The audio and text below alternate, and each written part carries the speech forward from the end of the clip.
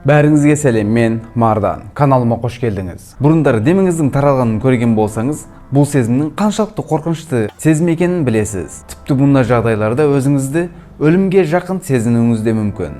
Енді бір адамның мойнынан төменгі жағы металл цилиндрге қамалып, денесінің еш жерін көрмейтінін, және ол адамның кішкентай бір бала екенін ойлап көріңіз. Бұл бала басының айналасын қоршап тұрған шатырдың себебінен айналасында не болып жатқанын білмейтін. Айналасын көрудің жалғыз жолы медбикенің пердені көтеруі еді.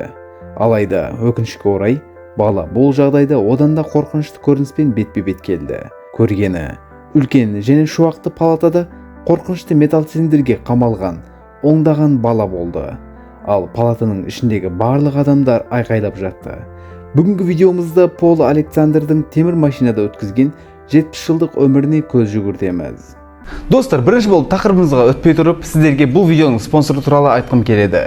Видеоның спонсоры Packet Option. Достар, ғаламтор әлемінде өте көп сауда платформалары бар. Бұлардың арасында ең жақсысын сіздерге таңдап алып келдім. Packet Option қаржы нарықтарын оңай және қауіпсіз басқаруға мүмкіндік беретін революциялық сауда платформасы болып табылады. Packet Optionға регистрация жасау өте оңай. Packet Option арқылы көптеген активтерді таңдап, графикаларыңызды жасап, нарықты жақсылап талдау үшін көптеген индикаторларды қолдана аласыз. Достар, одан бөлек сіздер Packet Option платформасында қалай сауда жасайсыздар, соны да көрсетейін.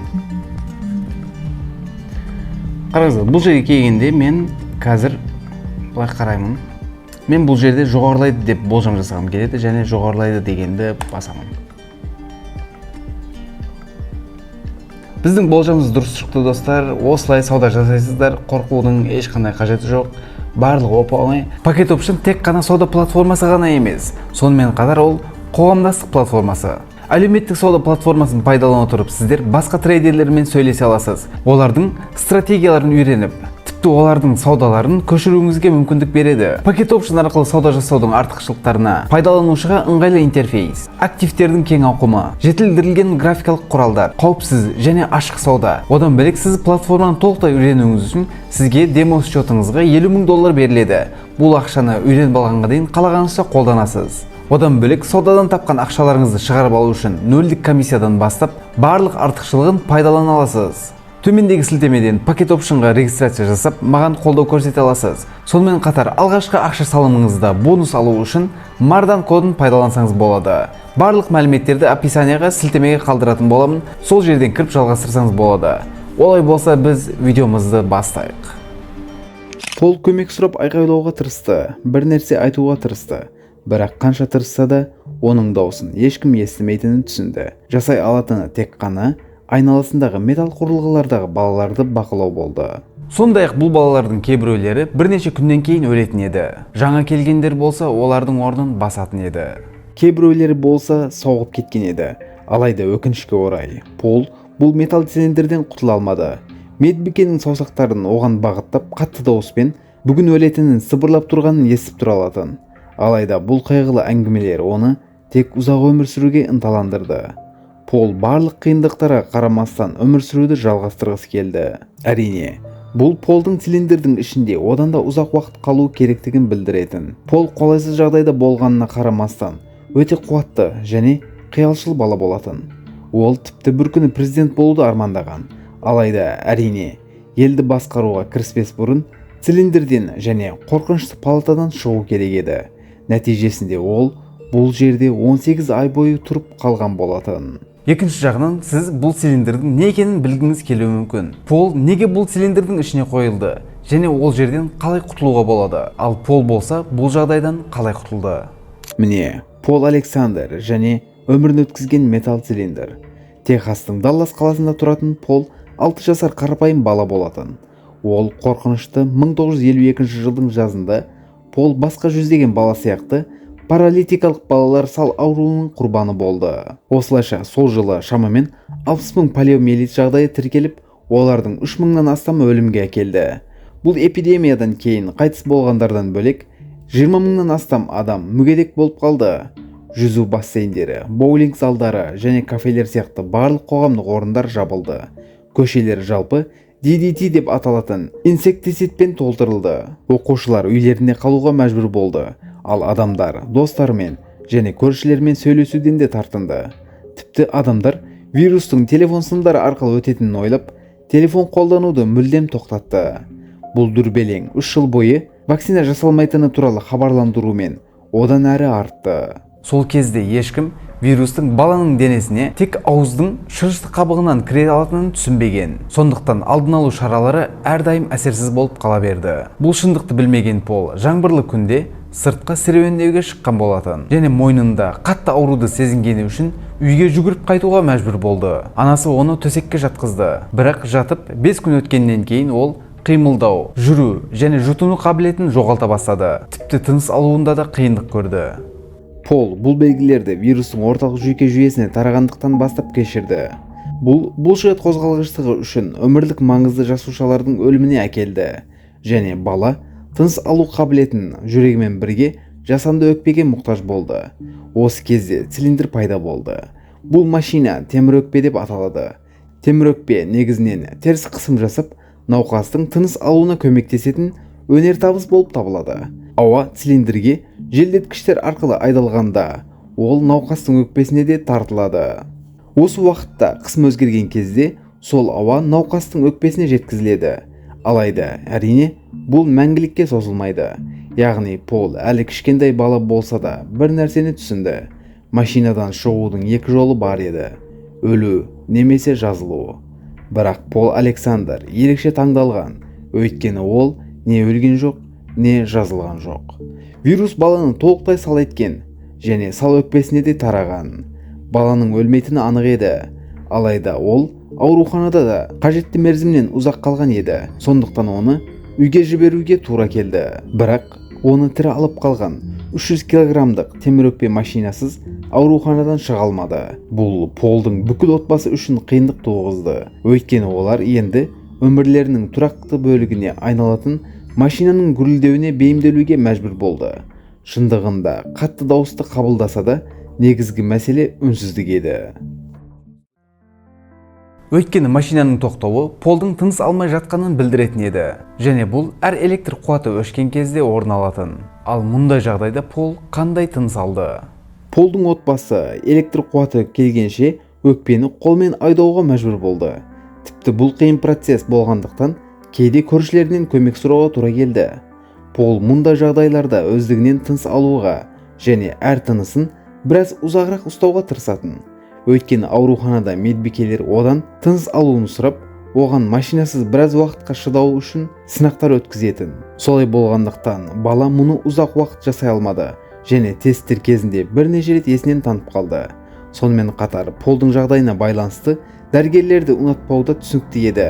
Алайда оның терапевті миссис Салливанға өте ықыласпен қарады. Салливан оған гласофарингалды тыныс алу деп аталатын балама тыныс алу техникасын үйретті. Бұл ауаны аузыңызда әдейі ұстап тұрып, тіліңізбен төменге қарай итеруіңіз керек болған техника. Сондай-ақ бұл техника бақа тыныс деп те аталады. Нәтижеде бұл Полдың аман қалуына себептердің бірі болды. Осындай денсаулық жағдайларына қарамастан Пол өзінің арманынан ешқашан кешпеді. Пол оқуға ынталы болды. Ол өте амбициялы жас жігіт еді және өзінің физикалық шектеулерін интеллектуалды тұрғыдан толығымен өтеп отыратын. Өмірде бір нәрсеге қол жеткізу үшін қолдана алатын жалғыз құралы оның ақыл ойы екенін білетін. Бірақ оқу оның үшін де оңай емес еді. Өйткені оқу, жүру, сабақтарға қатысу, сөйлеу сияқты белгілі бір әрекеттерді талап етеді. Ал Пол өздігінен демала алмайтын болса, мұның бәрін қалай жасайтын еді? Миссис Салливанның Полды ынталандыруға мақсаты осы еді. Сондықтан ол Полмен 3 минут бойы демалса, оған күшік сыйлайтыны туралы келісім жасады. Екінші жағынан, Полдың анасы ұлын мектепке қайтару үшін қолдан келген барлық мүмкіндікті табу үшін шаршамай жұмыс істеді. Таңқаларлықтай 1967 жылы Пол Александр орта мектепте бітірді және тышқанды тексере алмағандықтан биологиядан 4 алса, басқа барлық сабақтардан 5 алды. Бітірген кезде Полға Джинджер атты сүйкімді кішкентай ит сыйға берілді. Джинджер 8 жыл бойы оның серігі болды. Осының бәрін қамтамасыз еткен және күшікті сыйлаған миссис Салливан еді. Бұл цилиндрден біраз уақытқа шығуға көмектесті. Пол верандаға шығып, аулада біраз серуендей алатын. Алайда бұл жеткіліксіз болды. Оның одан да үлкен мақсаттар болды. Сондықтан адвокат болу арманын жүзеге асыруды шешті. Саяхаттауды және әлемді зерттеуді. Тіпті осы процесте махаббат табуды да армандады. Осыны ұмытпайық, басқа адамдардан физикалық тұрғыдан өзгеше болуы оның сезімдерінің де өзгеше екенін білдірмейді. Тағы да оның үшін бәрі өте қиын болды. Сырттағы ешбір заң факультеті Полды қабылдамайтын еді. Бұл оның бағалары жеткіліксіз болғандықтан емес, физикалық тұрғыдан жарапсыз көрінгендіктен еді. Сол кезде әлем бойынша физикалық мүмкіндігі шектеулі адамдар үшін елеулі жағдайлар жетіспейтін еді. Бірақ бұл Полдың рухын түсірмеді. Ол табанды түрде бір мектептің деканына қоңырау шала бастады және қалаған жауабын алғанша 2 жыл бойы мұны жалғастырды. Алайда Полдың орындауы тиіс 2 шарт бар еді. Оны сабақтарға алып келетін көмекші табу және полиомиелитке қарсы вакцина алу керек болды. Шын мәнінде вакцинаға мұқтаж болған Пол емес, басқа адамдар еді. Клубтар мен театрларды аралап, тіпті Клэр есімді қызға ғашық болды және Клэрмен атасты. Алайда Клэрдің анасы қызының 8 жасар баланың денесіне ие ересек адамға өмір бойы күтім жасауы ойына шыдамай, оны атастықты бұзуға мәжбүр етті. Бұрын Полдың қалағанын қалай алуды білетін табанды жас жігіт екенін түсінген едік. Бірақ бұл жағдайда ол кері шегініп, Клэрді жіберуді шешті. Клэрдің өмірін қиындатқысы келмеді. Бұл ажырасу оның жүрегін қатты жаралады және осыдан кейін Далластан кетуді ойлай бастады. Пол отбасыларының пікіріне мән бермей, Тексастан Остин қаласындағы университетке ауысты. Отбасы оның үшін алаңдап, оның өз бетінше қалай өмір сүретінін білмеді. Алайда Пол өзіне көмекші жалдады және металл өкпесімен бірге кампусқа көшті. Өкінішке орай оқу басталғанда көмекшісі келмеді және Пол бірнеше сағат бойы машинасыз өмір сүре алатын болғанымен, әлі де сыртқы әлемде көмекке мұқтаж еді. Дегенмен 40 жастағы Пол Александрды ештеңе тоқтата алмады. Ол ойына алған нәрсені жүзеге асыруға бел буып, ақыры сот залында костюм киіп, сот залында жеңген күні келді. Полдың арманы орындалды. Медбикелер өмір сүре алмайды деген бала университетке түсіп, дипломын алып, адвокат болып, тіпті өз кәсібін бастады. Пол бұл машинаға шектелмей өмір сүріп, жұмыс істеуді меңгерді. Екінші жағынан машинада бір уақытта бұзылды. Нәтижесінде 70 жыл бойы үздіксіз жұмыс істеуге арналмаған еді. Алайда Полға темір өкпе ұзақ уақыт бойы қолданылғандықтан тиімділігін жоғалтқан. Сонымен қатар Пол YouTube'ты белсенді түрде пайдаланып жүрді. Бір видеосында өзінің өмірлік маңызы бар бөлшектерді шығаруға келіскен жөндеушіні тапқанын айтты. Өйткені бұл машинаның бөлшектері бірнеше 10 жылдық бойы өндірілмеген. Пол бүгінгі таңда өмірде емес, бірақ таныған басқа да көптеген адамдардан ұзақ өмір сүрді.